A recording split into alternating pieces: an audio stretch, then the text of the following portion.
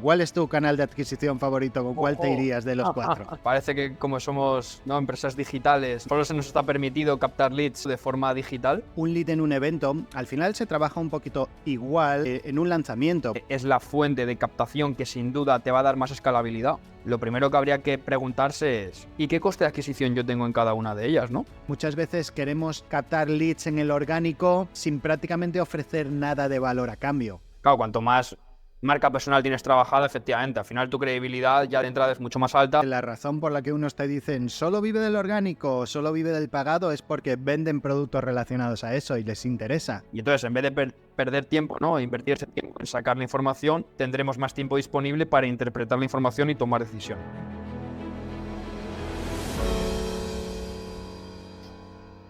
Estamos. Pues vamos al lío. ¿Qué tal, José? ¿Cómo estás?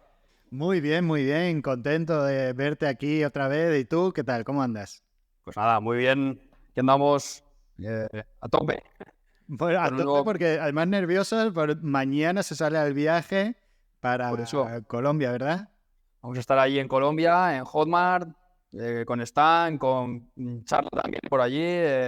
Además, allí probablemente aprovechemos también a grabar algunos algunos podcasts juntos, presencial. Vamos a ver qué tal ese formato. O sea que nada, muy bien, muy contento.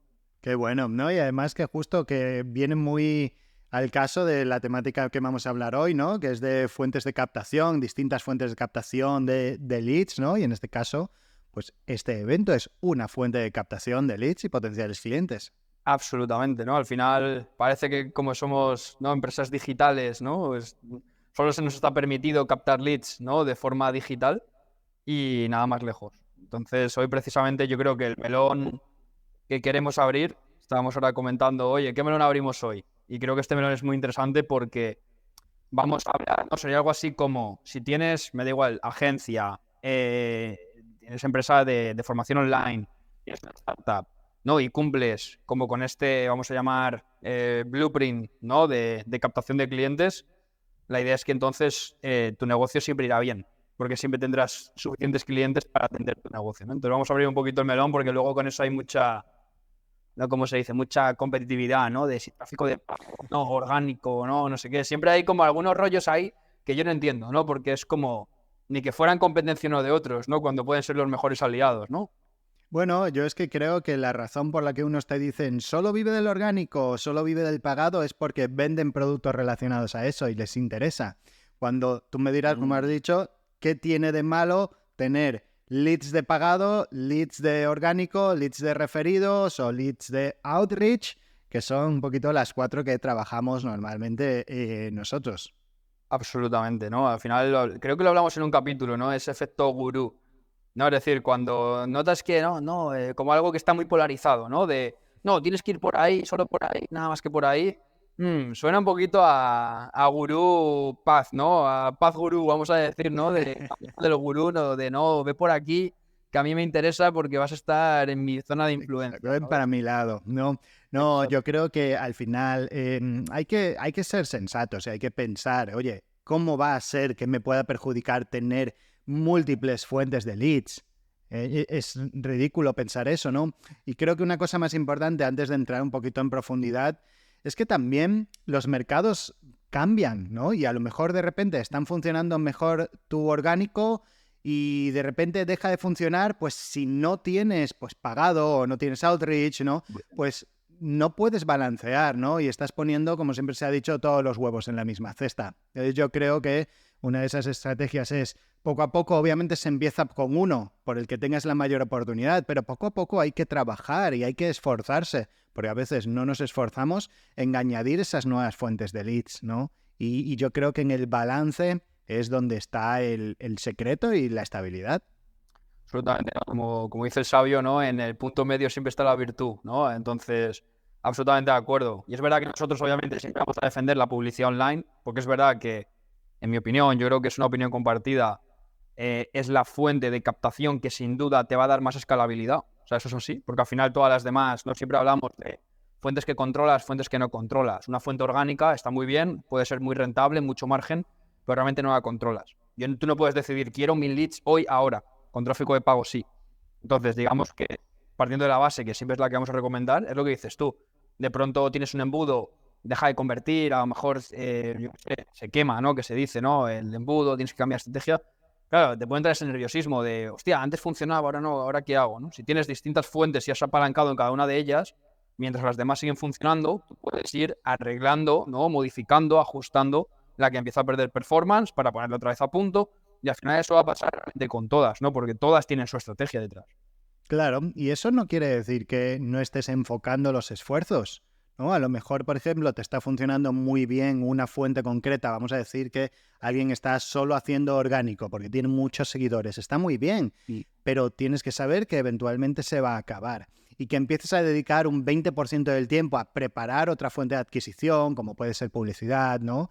No quiere decir que te estés desenfocando. Lo que quiere decir es que estás pensando lógicamente y vas a decir, oye, eventualmente esto, ¿vale? Puede ser que baje. Entonces hay que protegerse. Esos planes B, eso planificar para cuando las cosas no vayan tan bien, es muchas veces lo que te permite que un negocio, oye, a lo mejor pasa por un momento de cash flow un poquito malo y si solo tuviera una fuente y deja de funcionar, se va al carajo, ¿no?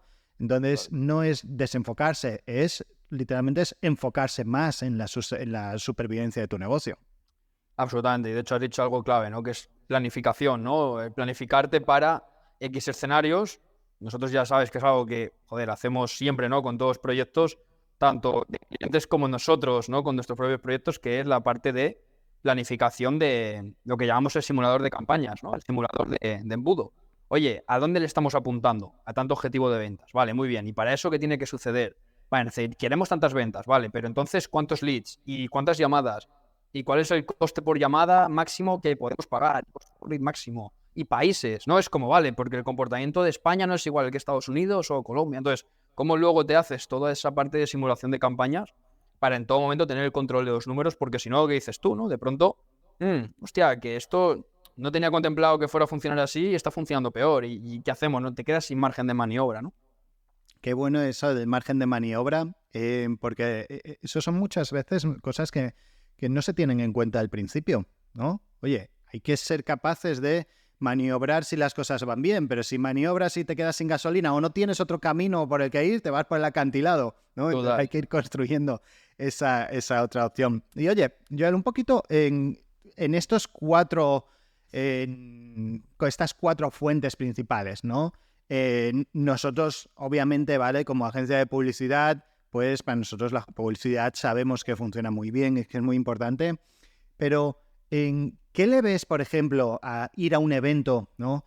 y trabajar esas adquisiciones? ¿En qué crees que puede diferenciar, por ejemplo, unos leads captados a través de publicidad versus a través de un personal en un evento? Sí, esa es buena pregunta, ¿eh? O sea, primero, para dejar claro, por si no ha quedado claro, lo suficientemente claro, o sea, vamos a distinguir fuentes orgánicas de fuentes de publicidad, de fuentes de outreach, ¿no? De prospección, de fuentes de partnerships, /referrals, pues otro tipo de acciones como pueden ser eventos, ¿no? Digamos que tenemos distintas fuentes de captación y cada una tiene, digamos, sus peculiaridades, ¿vale? Unas tienen pros y contras, vamos a decir. Entonces, por ejemplo, ¿cuál es la diferencia entre un lead captado en un evento con respecto a un lead en publicidad? Pues al final sí que cambia, porque dices, vale, es un lead. No, pero no es un lead, porque no es un lead igual, porque un lead captado en un evento es un lead que te conoce personalmente, presencialmente, con el que tienes la oportunidad de charlar, ¿no? Con el que creas una relación, una confianza previa. Entonces, digamos que es un lead que realmente ese proceso, por así decirlo, de maduración del lead, de confianza, se va a estrechar mucho y probablemente en ese mismo evento o post-evento, ¿no? Porque a veces hay mucho ajetreo y dices, oye, pues genial, no sé qué, llamémonos esta semana y comentamos con más detalle. Es un lead que va a estar mucho más preparado para la venta. Entonces, desde ese punto de vista son leads muy interesantes y muy cualificados. Y con la cualificación, vamos a olvidar el mito de, no está cualificado porque no tiene dinero. Eso lo quitamos de la ecuación. Hay otras maneras de cualificar un lead, ¿vale? Un lead de publicidad, por contra, al final es un lead, claro, tendríamos que distinguir de los leads que son tráfico frío, que es un lead que no te conoce de nada, de lo que es un lead tráfico templado, que es, vale, entras por publicidad, pero ya te conoce, ¿no? Pero en general es un lead que no está tan... O sea, es un lead más frío, ¿no? Que un lead de evento, ¿no? Porque al final ese proceso de confianza, ¿no? Y de como sea, de subir, digamos, el nivel de conciencia, pues claro, para eso requiere de un proceso un poquito más largo, ¿no? Pasar por un embudo de ventas, que te conozca, de ahí tomar la decisión de agendar la llamada. A esa llamada no va a llegar igual que de preparado que un lead de un evento. Entonces, digamos que son leads que si lo llevamos a números, quizá el ratio de conversión de un lead, de un embudo de publicidad, pues no va a ser igual de alto que un lead de un evento. Tipo, en un evento igual hablas con 10 personas y a lo mejor de esas 10, pues conviertes un 30%, por ejemplo. Más incluso, ¿sabes? Un lead de publi, ya sabemos que de llamada a lo mejor, pues cierras, depende el funnel, ¿no? Pero a lo mejor entre un 15 o un 25, depende un poquito, ¿no? Pero al final, este lead de evento, pues digamos que en un periodo de tiempo mucho más corto vas a conseguir ese mismo efecto que a lo mejor un lead de publi, pues que necesitas pues, una semana, 2 semanas, incluso ya lo hemos hablado más veces. Es un periodo de maduración de lead de, oye, entra por este embudo, ahora no compra y comprará después, ¿no? Entonces, digamos que es un poquito más largo el proceso, los ratios de conversión son más bajos, pero es verdad que es mucho más escalable. En un evento, ¿cuánta gente hay? Pues las que hay en el evento, ¿eh? En el mercado de publicidad, pues, entre comillas, iba a decir infinito, pero por lo menos muy, muy, muy grande, ¿no? Comparado con un evento, obviamente. Totalmente. De hecho, creo que un lead en un evento, al final se trabaja un poquito igual que en un lanzamiento. Por ejemplo, al final un lead de un lanzamiento, lo que intentamos es condensar la venta o el Customer Journey en 3 días o en 7 días, ¿no? Es lo mismo en un evento presencial. Lo que pasa es que intentamos condensar esa venta en una conversación de 30 minutos, ¿no? Total. Y después en unos follow-ups. Entonces, al final, yo creo que no solo la calidad o esa aceleración en el cierre, que bueno, es lo mismo, al final el Customer Journey tiene que descubrirte y convertirse en comprador, ¿no? Simplemente en un cara a cara, pues obviamente funciona muy bien, se da mucha más confianza. También en los eventos suelen estar en unos perfiles muchas veces, pues los fundadores, ¿no? O suelen estar perfiles seniors. Y yo una de las cosas que he visto también identificado en los lists de eventos es que muchas veces las relaciones con esos clientes, obviamente siempre depende de resultados y tal, ¿no? Pero no son solo más duraderas, sino que también son más fuertes, ¿no? Entonces, bueno, a mí en ese sentido me gusta mucho porque se trabajan muchos leads de mucha calidad, pero como dices, pues claro, no es lo mismo, no es igual de escalable, ¿vale? Aunque es verdad que hay empresas, y por ejemplo en el sector universitario, muchísima adquisición de alumnos es en eventos presenciales.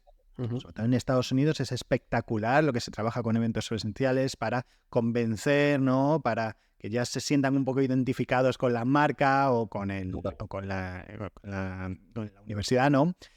Pero sí, y yo creo que igual la parte orgánica, y ahí sí que es algo en donde creo que hay que trabajar, la parte orgánica y la marca personal, ¿vale? Que puede ser marca personal o incluso marca comercial, ¿no? Suma mucho en un evento. Igual que suma mucho también una captación de leads, ¿no? Pero muchas veces se preguntan, oye, ¿y tengo que tener marca personal? Bueno, para mí es muy importante y la suma, lo que la marca personal aporta a bajar esos costes de adquisición en los leads de publicidad o aumentar ese cierre en los leads presenciales de un evento es muy grande. Porque si de repente tienes a alguien delante tuya que te ve como una autoridad porque ya tienes una marca personal hablando de eso, pues no es lo mismo, ¿no? Ya esa fase de, oye, te tengo que convencer de que sé de esto, esto y esto, te la has quitado de encima. Absolutamente. O sea, y es totalmente coherente, ¿no? Al final, claro, cuanto más marca personal tienes trabajada, efectivamente, al final tu credibilidad ya de entrada es mucho más alta porque ya se da por hecho que toda esa fase de quién eres tú para hablarme a mí de este tema, que es lo que se hace nuevamente en los eventos y los webinars, ¿no? Normalmente cuando tú trabajas con un lead de tráfico frío, en los framework de webinar típico, siempre está la típica sección de, vale, pero ¿quién eres tú para hablarme de esto, no? Pero luego es verdad que con los VSL y todo esto, digamos que se busca ya como minimizar al mínimo y esa parte muchas veces ya se pasa por alto porque luego la gente ya te busca o lo que sea, ¿no? Pero que siempre en los típicos webinars de una hora se ponía ese elemento precisamente por eso, ¿no? Para decir, oye, ¿y por qué yo te tengo que hablar de esto? Y es verdad que si tienes una buena marca personal, pues automáticamente es como, oye, yo ya sé por qué tú me hablas de esto. O sea, que totalmente de acuerdo.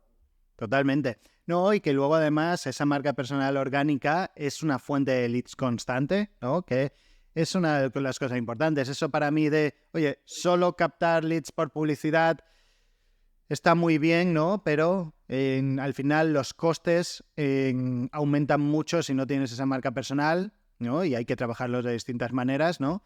Pero con marca personal siempre pueden bajar, siempre pueden aportar. Y bueno, también hablando de otro canal de adquisición, pues oye, son leads gratis. Yo al final siempre que ponemos, gratis entre comillas, ¿no? Siempre que ponemos un post y muchas veces, oye, pues si van a nuestras cuentas de Vilma o de Convierte Más y hay 2.000 comentarios, 3.000 comentarios que van a un canal de adquisición, oye, son leads, ¿no? Pero sí que ahí es también muy importante ofrecer cosas a cambio, ¿no? Y muchas veces queremos captar leads en el orgánico sin prácticamente ofrecer nada de valor a cambio. Total. Y creo que eso es algo que se está perdiendo cada vez más y que tenemos que recuperar. Totalmente. Yo creo que en un mundo donde cada vez hay más competencia, o sea, no puedes estar, o sea, cada vez el consumidor, para captar su atención, va a estar esperando más de ti. Es como, a ver, ¿para qué te voy a estar dando esa transacción, ¿no? ¿Para qué te voy a dar mi email a cambio de qué? No, típico, ¿no? Si seguimos haciendo el ebook de 10 claves para escalar tu negocio, pues claro, no digo que no vayas a conseguir ningún lead, pero al final esto es siempre así, ¿no?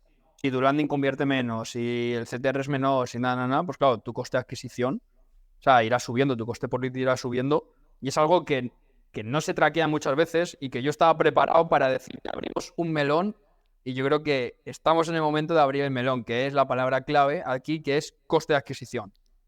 Por dos motivos. Primero, si tú, como has dicho antes, José, que me pareció totalmente lógico, no puedes empezar trabajando con todas las fuentes a la vez. Te enfocas en una y luego poco a poco vas construyendo las demás, ¿no? Claro, una vez ya tienes varias, lo primero que habría que preguntarse es, oye, ¿y qué coste de adquisición yo tengo en cada una de ellas, no? Totalmente. Pero de hecho, ahí hay varias cosas muy importantes. La primera es, vale, ¿cuánto me cuesta adquirir un lead por orgánico? ¿Cuánto me cuesta por pagado? ¿Cuánto me cuesta por referido? ¿No? Pero claro, no nos podemos quedar ahí, porque al final también es cuánto me convierte el pagado versus el orgánico, cuánto me convierte el pagado versus el referido. Muchas veces en el referido de repente vamos a decir que por casualidad o porque hay una involucración mayor, tiene una conversión del doble que el pagado. Bueno, pues entonces Total. puedes pagar hasta 2 veces más por leads, ¿no? Entonces, al final, creo que tenemos que ser conscientes de, oye, de cuánto nos cuesta un lead por cada uno de los canales, cuál es ese coste de adquisición, ¿no? Pero también, ¿cuál es el porcentaje de conversión que tenemos por canal? Porque si no, no podemos sacar esas métricas. Y al final, oye, aunque no estemos en la operativa del día a día, yo creo que una de las partes importantes de los CEOs es conocer esos números. No tienen que saber cómo se mejoran o cómo se... Oye, pero conocer esos números es muy importante. Absolutamente, pues siempre está el mito, ¿no? Es que este coste por lead es muy caro o es muy barato. Y es como, vale, como métrica el coste por lead está bien porque es un indicador de, para este nicho, este país, ¿no? Y esta conversión de landing, etcétera, podrías estar pagando más o menos. Es como estás en un buen punto o tienes margen de mejora. Pero una vez hemos dicho esto, es como ya, pero ¿y tu coste de adquisición? Porque puede pasar que tengas un coste por lead muy bajo, pero un coste de adquisición muy alto porque el embudo no convierte bien o porque estás trayendo una avatar que no es el adecuado o la oferta no es buena, ¿no? En fin, luego habría que ver. O puede pasar todo lo contrario, que pagas un coste por lead de $10 y dices, bueno, a priori yo estaba acostumbrado a pagar menos, ¿no? Y dices, ya, pero mira cómo convierte el embudo porque tu coste de adquisición es bueno. Y que esto es ya, con esto ya rematamos. Es, claro, una cosa es cuál es mi coste de adquisición por canal y la otra es cuál es mi coste de adquisición máximo, que es cuánto es lo máximo que yo estoy dispuesto a pagar por un cliente. Ya no hablo de coste por lead, que está bien, insisto, ya lo hemos dicho, pero claro, coste de adquisición máximo, porque es como, a lo mejor en orgánico tengo un coste de adquisición, o sea, en paid otro, en referral otro, pero yo sé que mi coste de adquisición, lo máximo que yo estoy dispuesto a pagar por un cliente, y a lo mejor orgánico tiene un coste de adquisición muy bajo, tráfico lo tiene más alto, paid, pero ambas están dentro de ese umbral de coste de adquisición máximo y merece la pena seguir escalando ambas. Entonces esto se pierde mucho. Totalmente. Y por ejemplo, ahí entra en juego muchas cosas y también el tipo de negocio que tienes. A lo mejor una startup decide ir a un coste de adquisición del cliente máximo que le dé break-even o incluso pérdidas, ¿no? ¿Por qué? Porque lo que buscan es un crecimiento exponencial, ¿no? Y levantar otra ronda y permitirse pagar más y más y más y más, ¿no? Que para mí, oye, es un modelo totalmente lícito, pero no es mi modelo favorito. Creo que se pueden monetizar y hacer que las cosas sean positivas, ¿no? Pero a lo mejor de repente, pues un negocio que quiere ser más solopreneur y tener más dinero para el bolsillo, pues oye, tiene que buscar un coste máximo que le dé un margen más alto. Otro a lo mejor que puede ser una escuela que quiera tener múltiples ventas durante todo el año, pues se puede permitir perder dinero en el primer producto que venda, ¿no? Porque sabe que al tercer mes le va a vender uno, al cuarto mes otro, en Black Friday otro, ¿no? Entonces es muy importante eso. Y también sé y creo que mucha gente es verdad que aquí se puede agobiar, ¿no? Un poquito, porque claro, entran en juego ya unas proyecciones un poquito más estratégicas y financieras y de Excel, ¿no? Total. Volvemos a la frase mítica, ¿no? Del negocio se gestiona desde el Excel. Que esa frase creo que es muy ilustrativa, ¿no?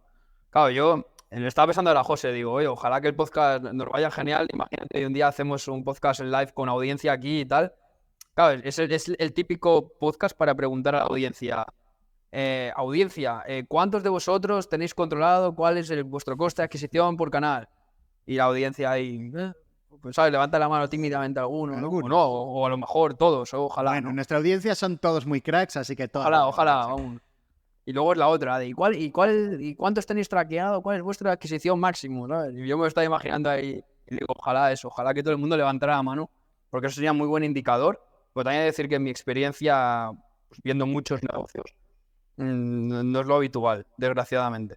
Totalmente, no. De hecho, muchas veces al final, en muchas de las consultorías que hacemos, pues exigimos que tienen que hacer un reporte trimestral y ellos tienen que llevarlo mensualmente, porque son cosas que hay que sanar. Y eso es así. Oye, al final, para crecer, muchas veces tenemos que arreglar las bases, ¿no? Hacer un poquito de higiene de datos, de higiene de números, ¿no?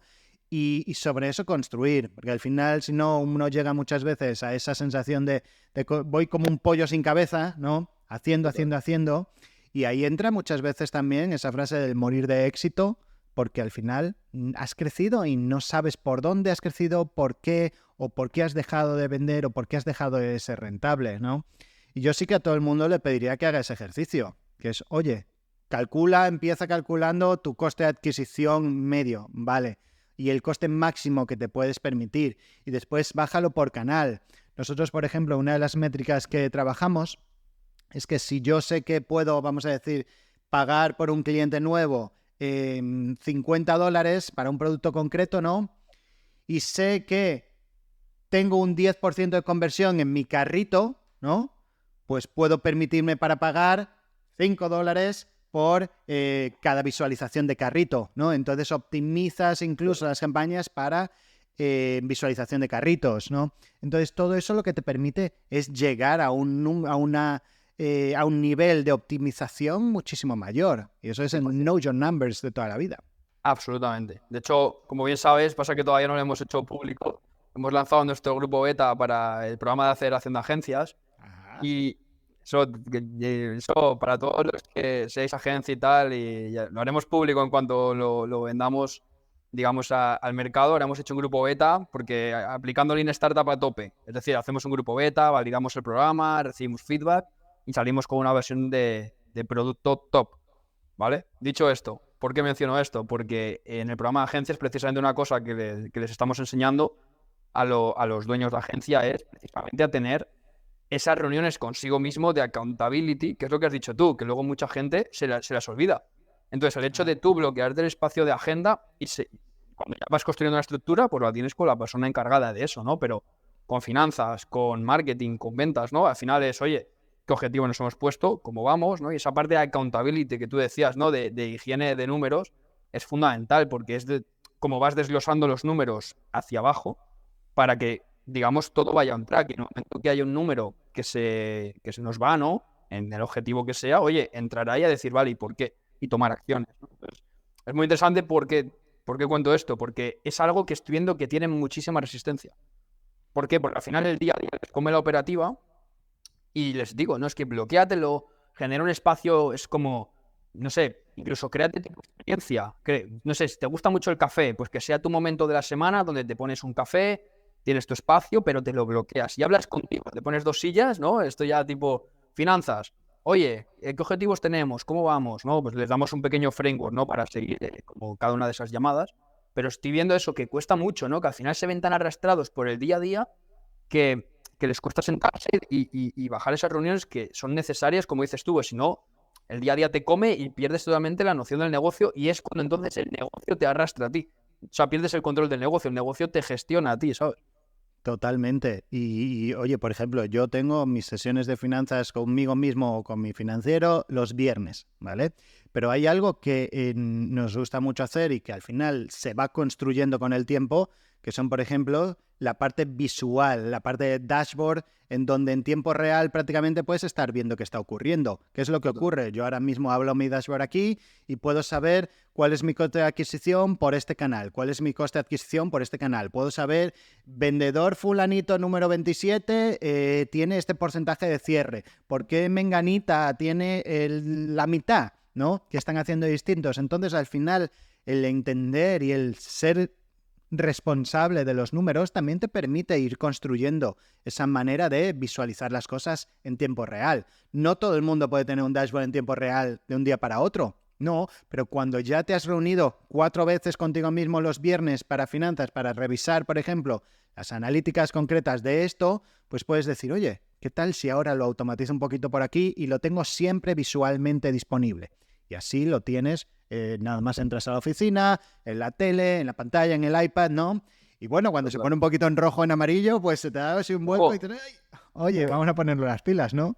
Absolutamente. Y como lo has dicho, al final, claro, de no tener nada, de pronto tener un dashboard, ¿no? Esto es como, ¿cómo es la analogía en Lean Startup también de, oye, antes de construir la moto, primero construye un triciclo y luego construye la bici y luego un scooter, pues aquí lo mismo, ¿no? Al final es entre no tener nada, primero gestionate esas reuniones, saca aunque sea tú manualmente la información y luego vamos iterando, ¿no? Pues cada semana o cada mes le vamos metiendo poco a poco mejoras sencillas hasta que, oye, de manera iterativa vayamos construyendo un proceso donde tengamos cada vez esos números pues más frescos, más automatizados y entonces en vez de perder tiempo, ¿no? E invertir ese tiempo en sacar la información, tendremos más tiempo disponible para interpretar la información y tomar decisiones, que es algo fundamental.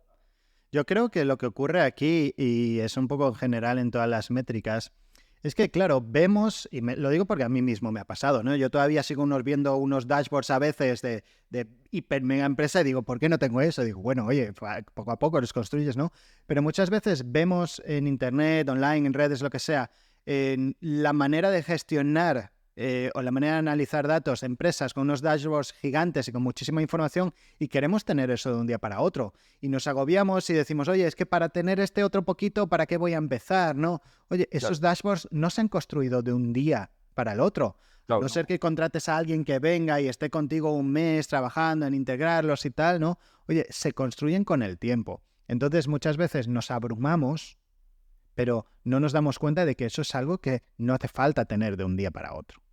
Absolutamente. Por eso yo, ahora que has dicho esto, digo, mira, justo nosotros ahora teníamos unas versiones que estaban ok, pero queremos dar un salto de calidad ahí. Precisamente hemos contratado a una persona que va a estar durante un par de meses ayudándonos con hacer una evolución de todo lo que es la parte de sistemas. Pero, insisto, si no es la prioridad, o sea, depende del momento de la empresa. Incluso hay veces que, sobre todo en el momento que se encuentra en la empresa, tampoco necesita tener unos dashboards con 15.000 indicadores. Al final, como se dice siempre, mejor hecho que perfecto y cuanto más simple, mejor. Entonces, al final, con tener los indicadores clave que para ti son importantes en ese momento, ya es más que suficiente. Y al principio sacas manual y con sacarlo ya es información semiautomática ya es como un lujo, porque aunque sea en un Excel, porque ya estás teniendo más tiempo disponible para tomar decisión y no para sacar datos. Y a partir de ahí, pues sí, en vez de Excel, lo alojas luego en base de datos y de ahí ya dashboard y no sé qué. Yo luego hay un proceso como más complejo, pero que como dices, ¿no? Al final eso puede venir, oye, con la calma. Es más importante tener la información para tomar la decisión y luego ponerlo bonito, ¿no? Que luego al final, pues claro, sí. Y más importante creo que es hoy en día que empezamos a tener la inteligencia artificial como copiloto, ¿no? Para ayudarnos en todo ese análisis de datos, el problema muchas veces es que no tenemos ni los datos. ¿no? Llegan clientes que no saben cuáles son sus costes, no saben cuáles son y a lo mejor no saben de dónde sacarlos, ¿no? Y creo que es muy importante empezar a centralizar. Oye, si uno lo quiere centralizar en Nextel, perfecto. Si otro se quiere ir a Power BI, perfecto, me da igual, ¿no? Pero empezar a centralizar toda la información porque al final la inteligencia artificial nos va a facilitar todo este trabajo de interpretación, ¿no? Eso es un pepino que acabas de decir, porque ahí hay unos proyectos guapísimos de precisamente lo que dices tú. Si tienes una buena infraestructura de datos, ¿no? De saber alojar bien la información, tenerla bien ordenada y categorizada, ¿no? Para sacar bien los datos que luego quieras sacar. El apoyarte luego en la IA para esa parte de interpretación, o sea, al final te creas, para que veáis, te puedes crear tus fractional X, o sea, fractional growth, fractional finance, o sea, ¿sabes? Todos. Y es como, oye, sácame un informe diario, un informe semanal del estatus, o sea, con esa interpretación. Pero claro, para eso tienes que tener la parte, por así decirlo, del bajado de datos bien hecha, que obviamente tampoco es algo que se hace de un día para otro. No, pero bueno, es integrarlo y empezar a entender que, oye, tengo que empezar a analizar mis métricas, ¿no? Y tengo que empezar, para volver un poco al inicio otra vez, tengo que empezar a saber cuánto me cuesta captar un lead, captar un cliente por orgánico, cuánto me cuesta por pagado, cuánto me cuesta por outreach, por evento, por afiliados, ¿no? Y empezar poco a poco a dedicar más esfuerzos a las mejores, mejorar los que peor van, ¿no? Interpretar los números. Al final no es solo tener y generar números, creo que la interpretación de los números es una de las fallas que más veo en los clientes, ¿no? Que es que es verdad, oye, no todo el mundo tiene una mente analítica, ¿vale? Pero también creo que todo el mundo es capaz de saber, oye, pues estoy mejorando o no, ¿vale? Total. Pero muchas veces no están viendo ni los números para saber si se mejoran o no. Hay mucha gente que tiene ahí aversión a los números. De todos modos, he visto cómo tendemos al friqueo, ¿eh? A la mínima ya, hostia, con esto tal, cómo nos gusta. Oye, ¿qué te parece si a lo mejor, como para hacer una síntesis del capítulo, antes has dicho algo muy interesante, ¿no? De cómo podríamos empezar a bajarlo. O sea, ¿cuál sería, por ejemplo, el proceso sencillo para que cualquiera que nos esté escuchando distingamos esas fuentes que hemos dicho: orgánico, paid, outreach, no prospección, y vamos a poner partnerships. Y dentro de partnership ponemos pues partners, afiliados, referidos de clientes y vamos a poner, por no complejizar mucho, hacemos el cajón o si lo queréis lo subdividís también, ¿no? ¿Cuál sería el ejercicio? Vamos a hacerlo aunque sea así mano a mano, para que la gente pueda sacar lo que hemos dicho, ¿no? Ese coste de adquisición máximo. ¿Te parece si hacemos un ejemplo, lo bajamos un poquito para que sea como tipo algo accionable que se pueda llevar la gente? Totalmente. Y con eso cerramos el episodio? Totalmente. ¿Y sabes qué me gustaría hacer? Te voy a poner mi ejemplo, ¿vale? Pero lo voy a hacer con algo que no tiene nada que ver con digital, porque muchas veces nos decían, no, pero es que eso es solo para vender productos digitales o tal, y no es así, ¿no? Venga. El otro día vinieron a la casa dos muchachos de 17, 18 años, ¿vale? A venderme un servicio de limpieza de ventanas, ¿no? Hostia. Y me pareció súper interesante y entonces ya me llegó el friki, ¿no? Y empecé a preguntarles, ¿no? Okay. Y les digo, oye, ¿y cuál es vuestro coste de adquisición? Ah, pues no lo sé, ¿no? Y literalmente se lo preguntaba, no creo que me estoy inventando nada, porque el mismo estaba al lado diciendo... Oye, entonces, bueno, llamaron a la puerta y les pregunté, oye, ¿cuál es vuestro coste de adquisición? Ah, pues no lo sé, pero bueno, vamos a ver, ¿cómo lo hacemos? ¿A cuántas puertas llamáis en una hora? Me dice, pues más o menos yo creo que en una hora estamos llamando a 20 puertas, a 20 casas, ¿vale? Sí. De esas 20 casas, ¿cuántas os dicen que sí? Bueno, pues normalmente 2. Oye, estás teniendo un 10% de conversión, ¿vale? Ah, pero no sé cuánto me cuesta la adquisición. Bueno, ¿cuánto cuesta tu hora? Ah, Claro. pues mira, $20 la hora, $20 la hora al otro muchacho, $40 la hora. En una hora cierras 2 clientes, ¿no? Entonces, al final, yo creo que es un poquito uno decir, oye, pues en este caso offline, ¿no? ¿Vale? Este es mi coste por hora. Si cuesta por hora $20 y llamo a 10 puertas, ¿no? Pues bueno, esa es la operación que tenemos que trabajar y tenemos que saber. La parte digital funciona un poco igual, ¿verdad? Es lo mismo, lo que pasa que entendiendo, pues, por ejemplo, orgánico, ¿no? Pues imaginamos, no, es que orgánico, como has dicho tú, es gratis entre comillas, que has dicho, es gratis, bueno, en verdad no, ¿no? Pero bueno, que la gente a veces con eso también juega un poco al truco. Porque imagínate, estás invirtiendo en generación de audiencias o tienes un equipo de contenidos. O sea, ¿cuánto tiempo te cuesta a ti también ponerte a grabar esas piezas que te envían? O sea, todo eso es el coste de orgánico, ¿vale? Pues vamos a dividir cuántos leads y cuántas ventas vienen de orgánico mensualmente, ¿vale? Tanto, genial, pues ahí tienes tu coste de adquisición. Por paid, pues lo mismo, cuánto estás invirtiendo, cuántos leads estás obteniendo, cuántas llamadas y cuántas ventas. Pues ¿cuál es tu coste de adquisición? Pues lo mismo, divides el número de ventas entre lo que estás invirtiendo o coste por llamada, número de agendas entre lo que estás invirtiendo y así. Prospección, lo mismo. Oye, pues los números que has hecho tú exactamente. ¿Estás prospectando? Sí, pues ¿cuántos prospectas? No sé, pues 100 personas al mes. Vale, ¿y cuántas llamadas tienes? Yo qué sé, 7. ¿Y cuántas ventas? Una. Pues lo mismo. ¿Estás pagando a alguien para hacerlo? Sí. Vale, pues imputa todos los costes, divide y ya sacas tu coste de adquisición. Vale, pues entonces con todo eso te montas un pequeño Excel complejo, haces 4 fórmulas y fijaos cómo en nada, a lo mejor en 30 minutitos, una hora, pues puedes tener como tu pequeño panel manual, ¿vale? Para ya tener esa información. Que luego lo quieres automatizar, bueno, pues luego ya entra el friqueo de cómo puedes empezar a sacar esa información. Pero por lo menos de manera manual, aunque lo hagas una vez al mes, pero ya tienes esa información mensual actualizada, ¿sabes? Y luego nos falta hacer otro cálculo para matchar, José, que es cómo calcular tu coste de adquisición máximo. ¿Cómo lo hacemos? Sí, pues totalmente. Vamos a decir que tú cobras $20 la hora, ¿no? Y llamas a 10 puertas, ¿no?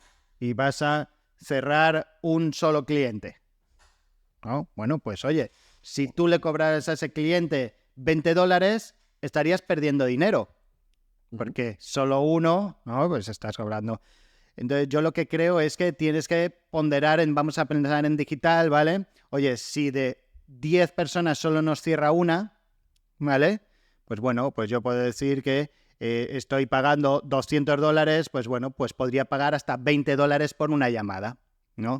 Entonces, al final, ese es el coste en el que tenemos que trabajar y que tenemos que calcular. Claro. Sí, ahí.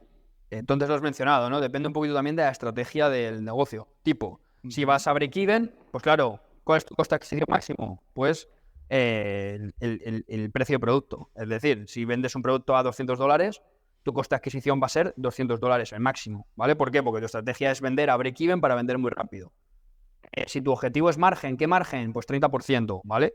Pues tienes que ver qué costes puedes imputar a coste de adquisición directo y si luego tienes otros costes o no. Si luego tienes un coste de entrega de servicio, pues claro, la suma del coste de servicio más tu coste de adquisición no podría ser más de un 70% si, por ejemplo, quieres tener un margen de un 30%. Estos son los ejercicios que habría que hacer para decir, oye, ¿cuál es lo máximo que yo puedo pagar por cliente? Y eso va a depender del negocio, del margen que tenga y de la estrategia, digamos, de crecimiento que se quiera seguir. Entonces, Una cosa ahí que has dicho muy importante al final es, oye, ¿qué costes imputas y cuáles no? Claro. ¿Vale? Muchas veces no se calcula, por ejemplo, yo qué sé, tenemos un producto digital que a lo mejor son $1.500 y que a mí me cuesta en operación $500 por alumno, ¿vale? Muchas veces no se está imputando y no se está calculando lo que cuesta la entrega del servicio. Y esto ya depende también de la manera de llevar las finanzas, ¿no?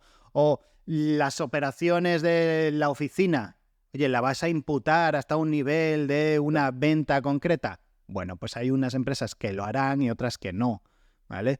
Pero ahí sí que hay que tener en cuenta esas variables también. Entonces ya os damos este pequeño framework, por así decirlo, muy básico, pero para que todos, si después de habernos escuchado, consideráis, pues obviamente que es algo relevante o importante, nosotros lo recomendamos 100%, pues que sepáis cómo hacerlo.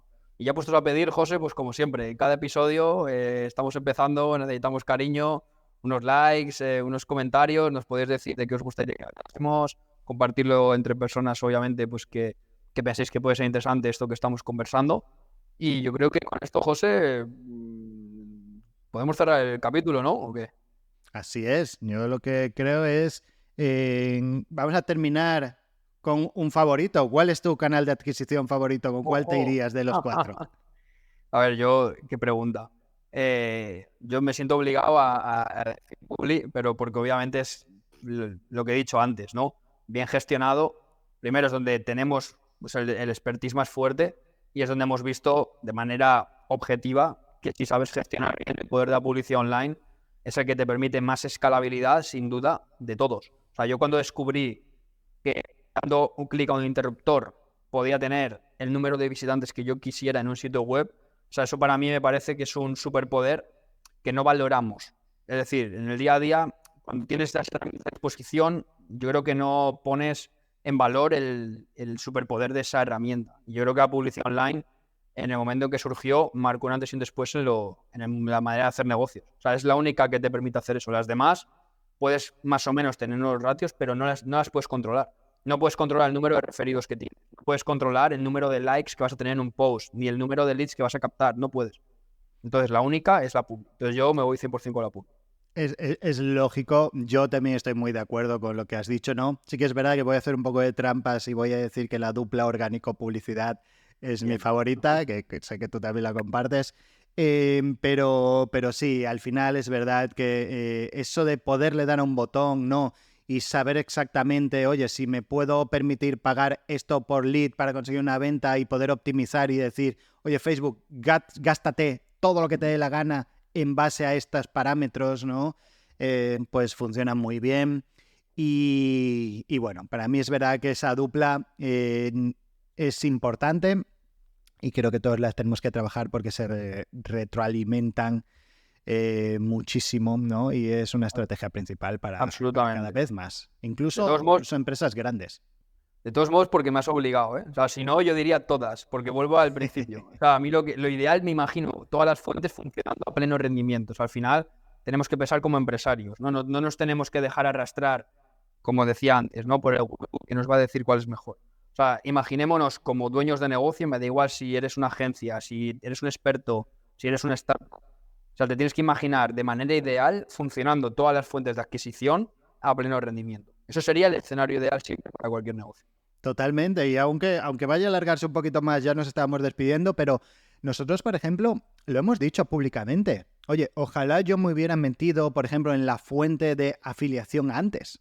Nosotros no hemos entrado en afiliación hasta el año pasado prácticamente. Entonces, al final es una fuente que habíamos dejado de lado, ¿no?